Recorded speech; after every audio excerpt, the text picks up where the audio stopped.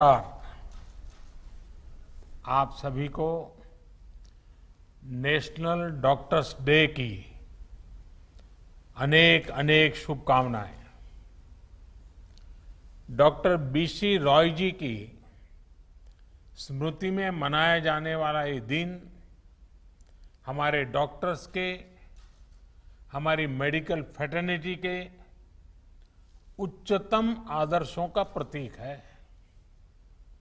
खास तौर पर पिछले 1.5 साल में हमारे डॉक्टर्स ने जिस तरह देशवासियों की सेवा की है वो अपने आप में एक मिसाल है।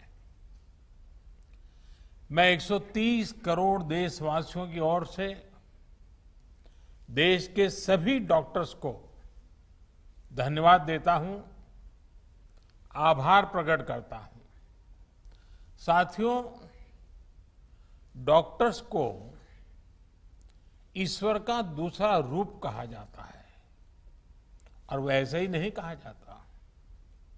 कितने ही लोग ऐसे होंगे जिनका जीवन किसी संकट में पड़ा होगा, किसी बीमारी या दुर्घटना का शिकार हुआ होगा, या फिर कई बार हमें ऐसा लगने लगता है कि क्या हम हमारे अपने को खो देंगे।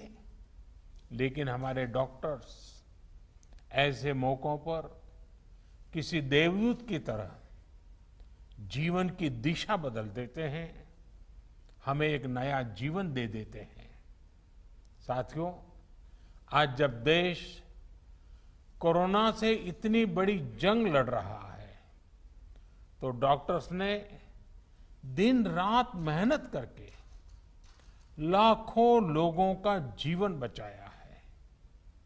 ये पुण्य कार्य करते हुए देश के कई डॉक्टर्स ने अपना जीवन भी न्यौछावर कर दिया। मैं जीवन आहूत करने वाले इन सभी डॉक्टर्स को अपनी विनम्र श्रद्धांजलि अर्पित करता हूं और परिवार के प्रति अपनी संवेदना व्यक्त करता हूं। साथियों, कोरोना से लड़ाई में जितनी चुनौतियां आई, हमारे वैज्ञानिकों, डॉक्टर्स ने उतने ही समाधान तलाशे, प्रभावी दवाइयां बनाई। आज हमारे डॉक्टर्स ही कोरोना के प्रोटोकॉल्स बना रहे हैं, उन्हें लागू करवाने में मदद कर रहे हैं। ये वायरस नया है, इसमें नए नए म्यूटेशंस भी हो रहे हैं, लेकिन हमारे डॉक्टर्स की नॉलेज, उनके एक्सपीरियंस, उनके अनुभव वायरस के इन खतरों और चैलेंजेस का मिलकर मुकाबला कर रहे हैं। इतने दशकों में जिस तरह का मेडिकल इंफ्रास्ट्रक्चर देश में तैयार हुआ था, उसकी सीमाएं आप भली भांति जानते हैं। पहले के समय में मेडिकल इंफ्रास्ट्रक्चर को किस तरह नजरअंदाज किया गया था, इससे भी आप परिचित हैं। हमारे देश में जनसंख्या का दबाव इस चुनौती को और कठिन बना देता है। बावजूद इसके कोरोना के दौरान अगर हम प्रति लाख जनसंख्या में संक्रमण को देखें, मृत्यु दर को देखें, तो भारत की स्थिति बड़े बड़े विकसित और समृद्ध देशों की तुलना में कहीं संभली हुई रही है। किसी एक जीवन का असमय समाप्त होना उतना ही दुखद है, लेकिन भारत ने कोरोना से लाखों का जीवन बचाया भी है। इसका बहुत बड़ा श्रेय हमारे परिश्रमी डॉक्टर्स, हमारे हेल्थ केयर वर्कर्स, हमारे फ्रंटलाइन वर्कर्स को जाता है। साथियों, ये हमारी सरकार ही है जिसने हेल्थ केयर पर सबसे अधिक बल दिया है। पिछले वर्ष फर्स्ट वेव के दौरान हमने लगभग 15,000 करोड़ रुपए हेल्थ केयर के लिए आवंटित किए थे, जिससे हमारे हेल्थ इंफ्रास्ट्रक्चर को बढ़ाने में मदद मिली। इस साल हेल्थ सेक्टर के लिए बजट का एलोकेशन 2 गुने से भी ज्यादा यानी 2 लाख करोड़ रुपए से भी अधिक किया गया।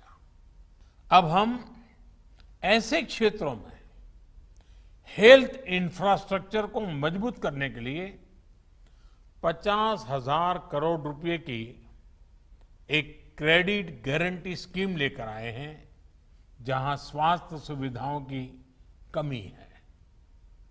हमने बच्चों के लिए जरूरी हेल्थ इंफ्रास्ट्रक्चर को सशक्त करने के लिए भी 22,000 करोड़ रुपए से ज्यादा आवंटित किए हैं।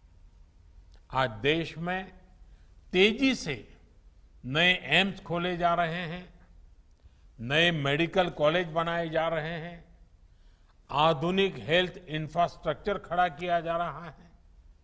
2014 तक जहां देश में केवल 6 एम्स थे, वहीं इन 7 सालों में 15 नए एम्स का काम शुरू हुआ है। मेडिकल कॉलेज की संख्या भी करीब 1.5 गुना बढ़ी है। इसी का परिणाम है कि इतने कम समय में जहां अंडर ग्रेजुएट सीट्स में 1.5 गुने से ज्यादा की वृद्धि हुई है, वहीं पीजी सीट्स में 80% इजाफा हुआ है। यानी यहां तक पहुंचने के लिए जो संघर्ष आपको करना पड़ा, वो कठिनाइयां हमारे युवाओं को, आपके बच्चों को नहीं उठानी पड़ेगी। दूर सुदूर क्षेत्रों में भी हमारे ज्यादा से ज्यादा युवाओं को डॉक्टर बनने का अवसर मिलेगा। उनकी प्रतिभा को, उनके सपनों को नई उड़ान मिलेगी। मेडिकल सेक्टर में हो रहे इन बदलावों के बीच डॉक्टर्स की सुरक्षा के लिए भी सरकार प्रतिबद्ध है। हमारी सरकार ने डॉक्टर्स के खिलाफ हिंसा को रोकने के लिए पिछले वर्ष ही कानून में कई कड़े प्रावधान किए हैं। इसके साथ ही हम अपने कोविड वॉरियर्स के लिए फ्री इंश्योरेंस कवर स्कीम भी लेकर आए हैं। साथियों, कोरोना के खिलाफ देश की लड़ाई हो या मेडिकल व्यवस्था सुधारने का देश का लक्ष्य, इन सब में आप सभी को महत्वपूर्ण भूमिका अदा करनी है। उदाहरण के तौर पर, जब आप सभी ने पहले फेज में वैक्सीन लगवाई, तो उससे देश में वैक्सीन को लेकर उत्साह और विश्वास कई गुना बढ़ गया। इसी तरह जब आप लोगों को कोविड एप्रोप्रिएट बिहेवियर का पालन करने के लिए कहते हैं, तो लोग पूरी श्रद्धा से उसका पालन करते हैं। मैं चाहूंगा आप अपनी इस भूमिका को और सक्रियता से निभाएं, अपना दायरा और ज्यादा बढ़ाएं। साथियों, इन दिनों एक और अच्छी चीज हमने देखी है कि मेडिकल फ्रेटर्निटी के लोग योग के बारे में जागरूकता फैलाने के लिए बहुत आगे आए हैं। योग को प्रचारित प्रसारित करने के लिए जो काम आजादी के बाद पिछली शताब्दी में किया जाना चाहिए था, वो अब हो रहा है।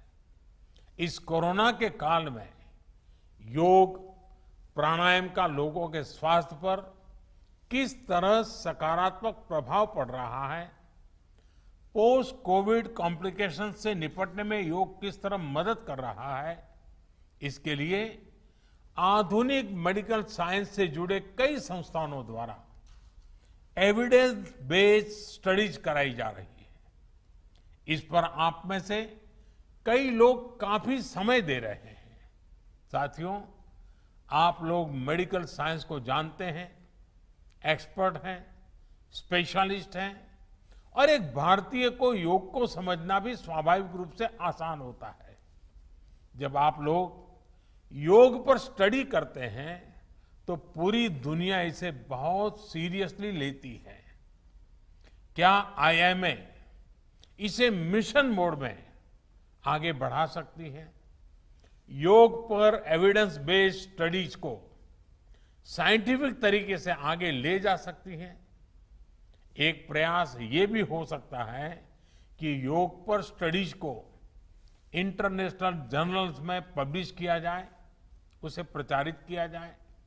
मुझे विश्वास है कि ये स्टडीज दुनिया भर में डॉक्टर्स को, अपने पेशेंट्स को योग के बारे में और जागरूक करने के लिए भी प्रोत्साहित करेगी। साथियों, जब भी हार्ड वर्क, टैलेंट और स्किल की बात आती है तो इनमें आपका कोई मुकाबला नहीं है। मैं आपसे यह भी अनुरोध करना चाहता हूं कि आप पूरे अटेंशन के साथ ही अपने अनुभवों का डॉक्यूमेंटेशन भी करते रहें। पेशेंट के साथ आपके एक्सपीरियंसेस का डॉक्यूमेंटेशन बहुत ही अहम है। साथ ही मरीज के सिम्टम्स, ट्रीटमेंट प्लान और उनके रिस्पॉन्स का भी डिटेल डॉक्यूमेंटेशन होना चाहिए। यह एक रिसर्च स्टडी के रूप में भी हो सकता है जिसमें विभिन्न प्रकार की दवाओं और ट्रीटमेंट्स के असर को नोट किया गया हो। जितनी बड़ी संख्या में आप मरीजों की सेवा और देखभाल कर रहे हैं, उसके हिसाब से आप पहले से ही दुनिया में सबसे आगे हैं।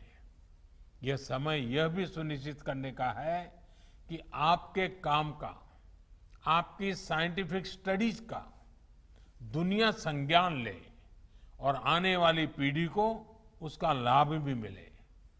इससे दुनिया को जहां मेडिकल से जुड़े कई जटिल सवालों को समझने में आसानी होगी, वहीं उसके समाधान की दिशा भी मिलेगी। कोविड की यह महामारी इसके लिए एक अच्छा स्टार्टिंग पॉइंट हो सकता है।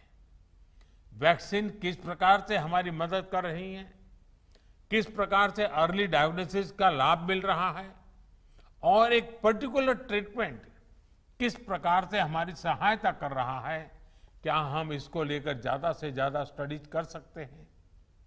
पिछली शताब्दी में जब महामारी आई थी, आज उसका डॉक्यूमेंटेशन बहुत उपलब्ध नहीं है। आज हमारे पास टेक्नोलॉजी भी है और हम अगर कोविड से कैसे मुकाबला किया गया है, इसके प्रैक्टिकल अनुभवों का डॉक्यूमेंटेशन करते हैं तो वो भविष्य में पूरी मानवता के लिए बेहद मददगार साबित होगा।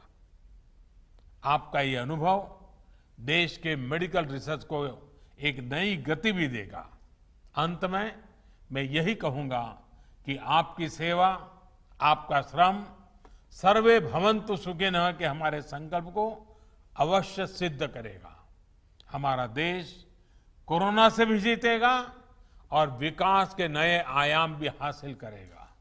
इन्हीं शुभकामनाओं के साथ आपको बहुत बहुत धन्यवाद।